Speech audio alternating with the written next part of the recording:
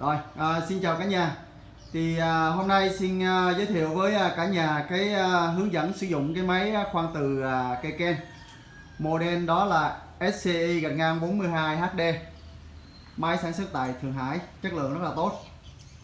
Thì đối với cái dòng máy Keiken này thì nó hiện nay nó cũng là một cái thương hiệu quốc gia. Nó cũng dựa trên cái nền tảng đó là chất lượng để đi đánh ra nước ngoài, xuất khẩu đi các nước. Thì cái tên tuổi của nó hiện nay thì cũng rất được nhiều người biết và được sử dụng rất là rộng rãi rồi. Tuy nhiên ở Việt Nam chúng ta thì cũng có rất nhiều dòng máy Trung Quốc khác nhau. Tuy nhiên thì chất lượng nó cũng có cái sự khác biệt. Nhưng riêng Keiken thì Cơ khí 24 giờ đem nó về đây để mà mình giới thiệu với lại khách hàng thì rõ ràng là cũng có thử nghiệm lâu rồi. Thử nghiệm cũng hơn 2-3 năm rồi thì chất lượng cũng khá là tốt. Thì hôm nay xin giới thiệu cái model đó là model SCI 42HD. Đây. Thì chúng ta xem lại từ trên xuống dưới về cái góc nhìn ở bên này. Ở đây chúng ta thấy trên động cơ thì có cái logo của Keiken và trên thân máy cũng có cái logo Keiken này. Rồi. Tiếp theo đó là xuống về thông số máy thì chúng ta xem cũng rất rõ chi tiết ở đây. Đây. Thì chúng ta thấy model đó là SCI 42HD. Đây, đó, chúng ta thấy xem cho nó rõ ràng. Điện áp là 220V, công suất là 1580W. Máy khoan được phi 42 tối đa và lực hút đế từ là 14.500 Newton. Với tốc độ là từ 100 cho đến 700 vòng trên 1 phút. Ở đây là tốc độ không tải và số dưới là số series. Rồi. Thì đặc điểm của máy này đó là cái tốc độ chúng ta điều chỉnh vô cấp được. Rồi chúng ta xem cái mặt bên kia nhé. Đây. Bên này thì cũng trên thân máy cũng có logo chữ C Keiken. Và phần điều khiển pano thì nó có. Đây, chúng ta đầu tiên đó là cái dấu cộng, chúng ta thì thấy đó cái chữ fuse, đó là chúng ta để thay thế cầu chì. Phòng trường hợp khi mà chúng ta quá tải thì nó sẽ bật cầu chì. Tiếp theo đó là nút magnet, đó là đóng mở đế từ. Chúng ta mở nó thì đế từ sẽ lập tức có điện và hít. Rồi, cái motor này thì chúng ta sẽ bật chạy động cơ và dừng động cơ. Còn cái speed này đó là vô cấp, chúng ta có thể điều chỉnh được từ 100 cho đến 700 vòng trên 1 phút. Rồi, như vậy là về sơ sơ thì cái máy nó là như vậy. Còn tất nhiên máy này thì nó cũng thuộc dòng máy là tầm nhỏ thôi, chỉ có một cấp tốc độ duy nhất. Ở đây thì người ta cũng có ghi chú cho mình ở đây đó là stepless speed operation, có nghĩa là mình điều chỉnh tốc độ vô cấp. Thì ở đây người ta ghi là đây, để cái nấm này, chúng ta để cái nấm này ở tầm giữa middle ra 50. Đây. Chúng ta để ở giữa. Rồi, cho khi mà chúng ta làm những cái việc bình thường hoặc là những cái việc mà khoan cái lỗ mà chúng ta khoan cái lỗ nó hơi lâu á, thì chúng ta luôn luôn là để ở cái vị trí là tối đa. Đây. Cho nên là chúng ta lưu ý á, cái nấm này nó cũng có lợi trong một số trường hợp nhưng chúng ta phải biết sử dụng nó.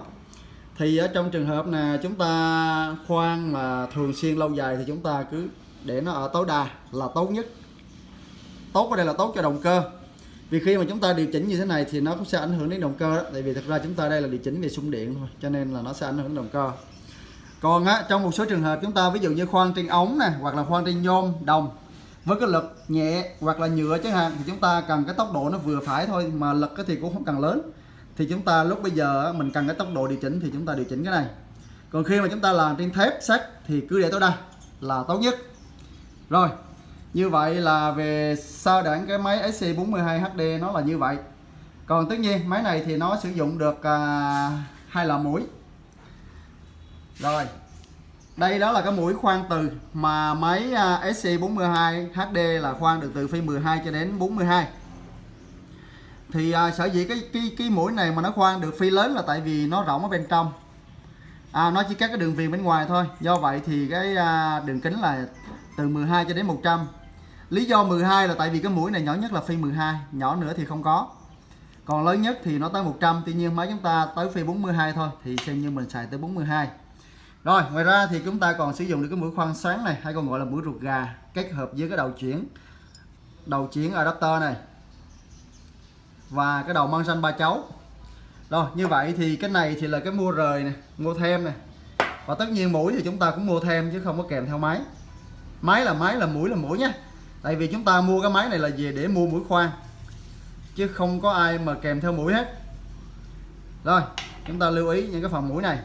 Rồi bây giờ để sử dụng nó thì chúng ta khoan thử luôn trên tấm thép dài 10 ly. Ở đây là chúng ta khoan thử cái mũi khoan từ sử dụng cái mũi hợp kim Onifast phi 14 nhé. Rồi bây giờ mình sẽ tiến hành khoan luôn.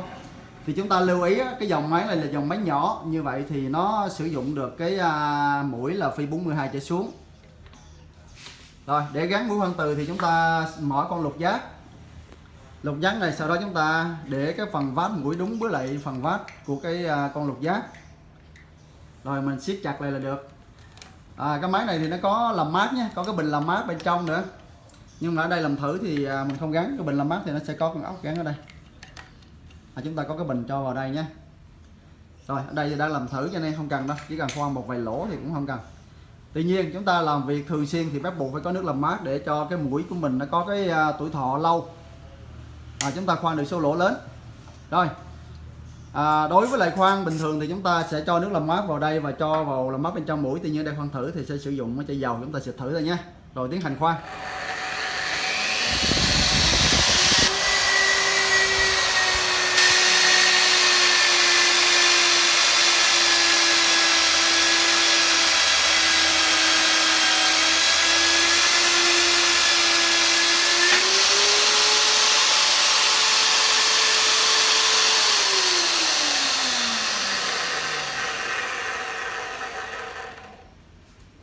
Rồi như vậy thì để mà khoan được cái lỗ trên thép mà sử dụng máy khoan từ thì xem như cái việc này nó quá là bình thường rồi, chúng ta không quan tâm nữa. Chúng ta vừa khoan xong cái lỗ đây rồi, lỗ thì chắc chắn là chất lượng rất là đẹp rồi. Rồi bây giờ mình sẽ khoan thử bằng cái mũi này. Chúng ta khoan bằng mũi khoan xoắn. Đối với cái mũi hợp kim thì chúng ta lưu ý đó là tốc độ cắt càng nhanh thì nó cắt càng nhanh thôi. Tuy nhiên chúng ta cứ cắt cho đều tay là được, thì cái mũi nó sẽ bền và số lượng mũi chúng ta cắt sẽ lớn hơn nhiều. Còn nếu mà chúng ta cố tình ép cũng như là cố tình mà khoan đè thì cái mũi mình nó sẽ nhanh hư. Đó là về nguyên tắc cơ bản thôi, không có gì mang tính chất kỹ thuật ở đây cả. Mình đang làm là model SCI 42HD nhé. Rồi bây giờ tiến hành mình sẽ làm với lại cái mũi khoan xoắn hay là cái mũi ruột gà đó. Rồi chúng ta để thẳng mũi rồi chúng ta gắn vào. Tương tự cũng giống như gắn mũi khoan từ thôi. Chúng ta cứ siết chặt con ốc lục giác vào cái phần vát của cái đầu cái đuôi là được.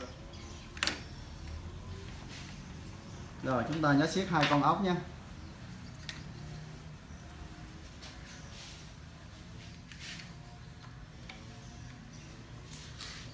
Rồi đối với máy khoan từ thì chúng ta phải mỗi loại máy nó có một cái đặc điểm riêng và cái ứng dụng riêng. Nếu mà chúng ta hiểu nó thì mình sẽ sử dụng rất là đơn giản. Rồi bây giờ sẽ tiến hành khoan cái mũi khoan 5 ly.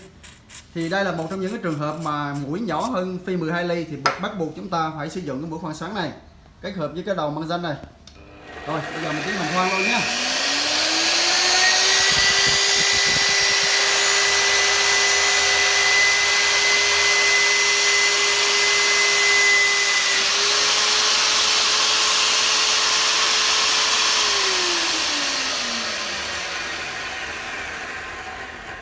Ra mà chúng ta sử dụng cái mũi khoan chất lượng tốt thì mình sẽ khoan cái lỗ nó cũng rất là nhanh. Đây cái lỗ chúng ta vừa khoan đây, chúng ta có thể đè xuống cho xem đó, để xuống luôn hẳn qua đó. Ở đây với cái tấm thép 10 ly chúng ta tích tắc là đã có cái lỗ rồi. Rồi mình cho nó lên đó. Như vậy thì qua hướng dẫn sơ sơ như vậy thì chúng ta thấy cái máy khoan từ Keiken SCI 42HD này thì cũng rất là tiện lợi. Đây chúng ta kết hợp giữa khoan xoắn và khoan khoét cũng rất là nhanh. Rồi thì chúng ta có một cái lưu ý nữa, đó là mũi khoan xoắn và cái đầu chuyển đổi này cũng như là mũi khoan từ này thì chúng ta mua thêm nhé. Đây là mua rời nhé. chứ một bộ mũi này mà từ nhỏ đến lớn thì nó cũng rất là nhiều tiền. Tuy nhiên thì hiện nay thì chúng ta cứ yên tâm là cái mũi này là quá rẻ tiền đi, chúng ta cứ mua về mà sử dụng. Thứ nhất, tiết kiệm được cái thời gian thi công. Thứ hai nữa là nó cho ra cái giá trị lớn, đó là cái mũi, số lượng mũi khoan được rất là lớn. Thì hai cái này là chúng ta đã thắng thầu rồi, chúng ta đã mang lại cái giá trị lợi nhuận cao rồi, kết hợp với mua máy khoan từ của Cơ Khí 24 giờ. Rồi, như vậy thì cái phần máy SCI 42HD thì chúng ta cơ bản như vậy thôi. Đó, chúng ta lưu ý nhé. Mua hàng thì chúng ta cứ vui lòng liên hệ với Cơ Khí 24 giờ, hoặc là chúng ta cứ vào website cơ khí 24giờ.com/vn là đều được. Đây là cái logo của Cơ Khí 24 giờ, chúng ta chỉ cần cơ khí 24giờ.com/vn là được nhé. Rồi, xin cảm ơn cả nhà.